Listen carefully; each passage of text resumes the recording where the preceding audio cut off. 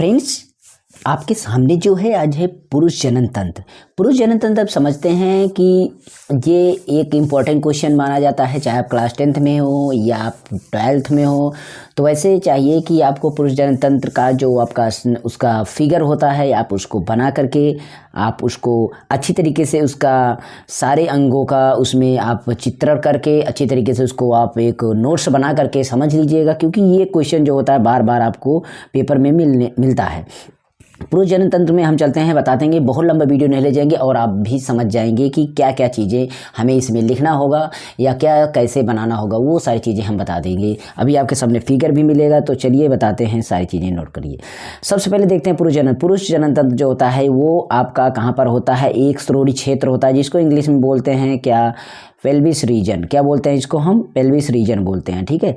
उस क्षेत्र में आपका होता है। और एक बात कि इसके अंतर्गत देखेंगे ना, तो जो पुरुष जनन तंत्र में आपका एक जोड़ा वृषण सहायक होगा। एक वृषण जो होता है, एक जोड़ा होता है। वृषण कितना होता है, एक जोड़ा होता है।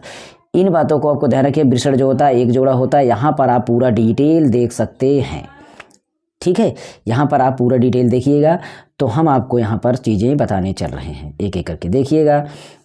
तो सबसे पहले आप यहाँ पर देखेंगे और सहायक नालिका जो आपका यहाँ पर देखेंगे, तो ये आपका वृषण है। यहाँ पर आप देखेंगे ये वाला पोर्शन आपका वृषण है। देखिए यहाँ पर वृषण आपका जो यहाँ पर आपका दिख रहा है, ये वृषण है आपका। और ये जो बाहरी आवरण है आपको दिख रहा है, यहाँ पर आप देखेंगे आपका बाहरी आवरण है। ये देखिए, ये जो बाहर है ये आपका बाहरी आवरण, ये वृषण कोश है। और इसके अंदर जो यहाँ पर ये दिख रहा है नहीं, ये हमारा वृषण होता है। समझ में आई बात, इस चीज़ों को आप समझिएगा।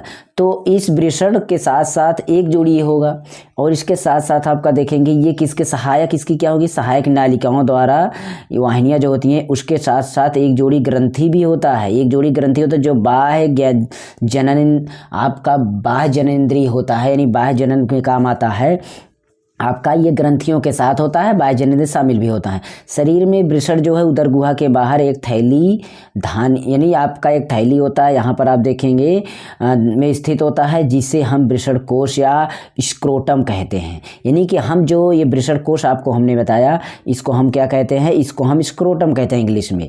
आपको पता होना चाहिए ये हमारा बाहरी अंग, मतलब बाहरी अंग में आ जाता है, जो कि जनन अंग होने के साथ साथ ये बाहर अंग होता है हमारा। यानी कि ये थैली में स्थित होता है, और उस थैली में जो कोश होता है वृषण कोश, जिसको हम इंग्लिश में स्क्रोटम कहते हैं।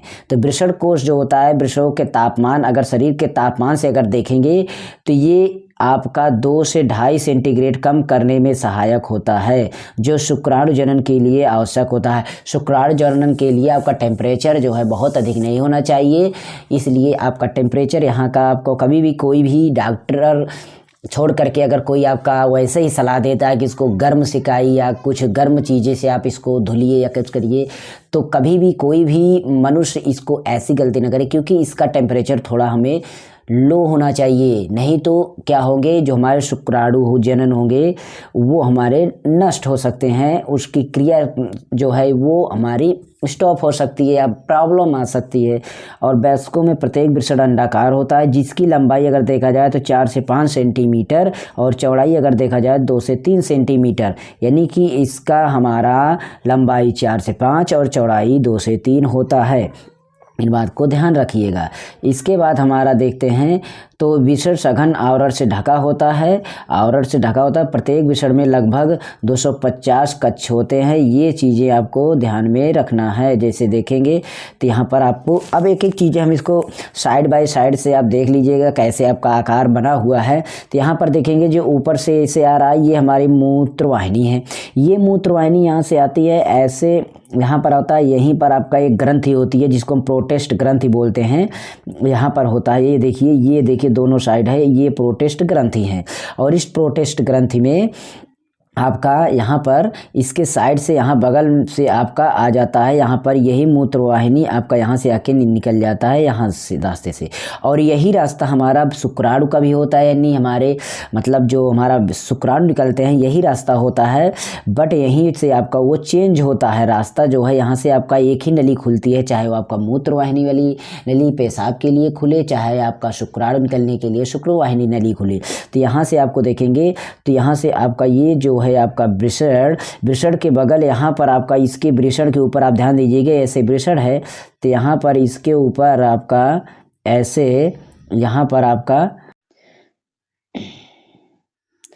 ये जो आप देख रहे हैं यहाँ पर आपका इस मैंने जो बोला कि यहाँ पर आपका इस तरीके से इसके ऊपर आपके कुछ नसें, ये आपका वृषण और इसके ऊपर जो आपकी यहाँ से मिलकर इसके बाद आपका अर्धवृषण हो जाता है। क्या हो जाता है आपका?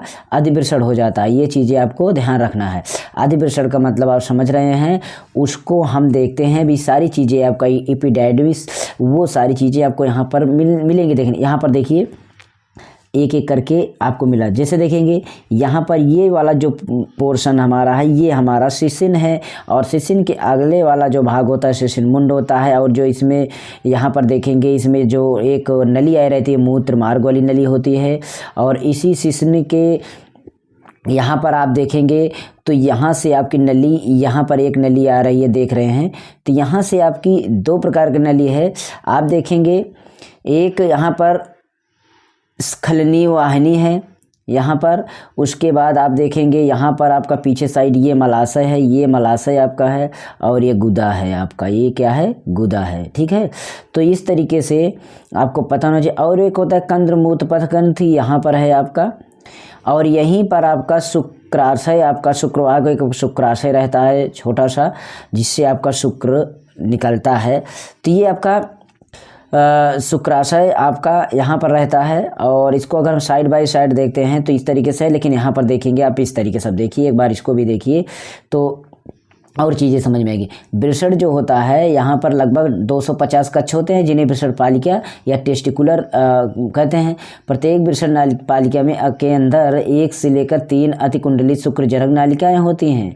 ध्यान देना, ये सीमेनिफेरस ट्यूबल्स जो होती हैं वो 1 से 3 अतिकुंडलित होती हैं और इसमें शुक्राणु पैदा किए जाते हैं। और प्रत्येक शुक्रजनक नालिका का भीतरी भाग 2 प्रकार की कोशिकाओं से स्तरित होता है जिन्हें हम नर जन्म कोशिकाएँ कहते हैं, यानी शुक्राणु जन्म, और इस आपको इसको स्पेटोगोनिया कहा जाता है। और सर्टोली कोशिकाएं कहते हैं इनको हम। नर जन्म कोशिकाएं अर्धसूत्री विभाजन या सूत्र के फलस्वरूप शुक्राणु का निर्माण करती हैं, जबकि सर्टोली कोशिकाएं जन्म कोशिकाओं का निर्माण करती हैं। तो यहाँ पर आप देखेंगे सेम वही वृषण के ऊपर अधिकोष मतलब आपका वृषण कोष की यहीं से आपका जो नस यहाँ से गई रहती है, इसके आपका यहाँ पर आपका अधिवृषण होता है।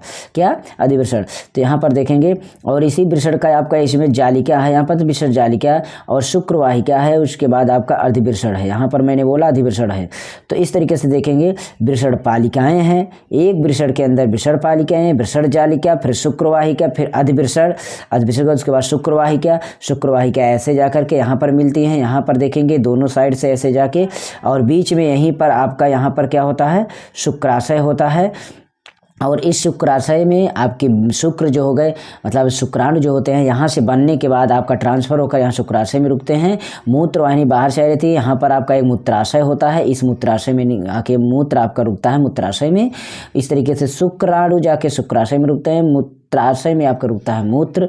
और दोनों का जब जैसे जैसे प्रक्रिया होती है, शुक्राणु निकलने का जब टाइम होता है तो शुक्राणु निकलते हैं इसी रास्ते से, और मूत्र निकलने का जब टाइम होता है तो इसी रास्ते से मूत्र निकलता है। दोनों में से एक ही निकलेगा, ये बात को ध्यान रखना है।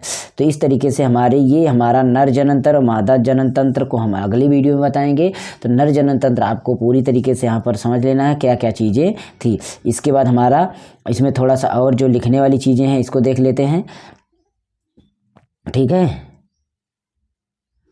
तो बस इसको हम पढ़ देते हैं, आप देख लीजिएगा। वैसे भी ये जो बोला जा रहा है कि यहाँ पर आपका इसमें छोटी छोटी रुधिरवाहिकाएं होती हैं, अंतराली कोशिकाएं कहलाती हैं। एक लीडिंग कोशिका होती है, इंटरस्टिशियल होता है, और लीडिंग कोशिका पुंजन या एंड्रोजन नामक विषण हार्मोन संश्लेषित व स्रावित करता है। तो एंड्रोजन हार्मोन होता है जो आपका टेस्टोस्टेरोन होता है। तो ये सारी चीज़ें आपको ध्यान रखना है। ये कोशिकाएं हमारी क्या होती हैं? नर हार्मोन्स होते हैं, एंड्रोजन या टेस्टोस्टेरोन। यहाँ पर कुछ अन्य कोशिकाएं भी होती हैं जो प्रतिरक्षात्मक कार्य करने में सक्षम होती हैं। पुरुष लिंग सहायक नालिकाओं के अंतर्गत वृषण जालिकाएं होती हैं टेस्टिस में, और शुक्रवाहिकाएं जो होते हैं वाई इंटरफेस या अर्धवृषण को हम एपिडिडिमिस कहते हैं, और शुक्रवाहक को हम वास डिफरेंस कहते हैं।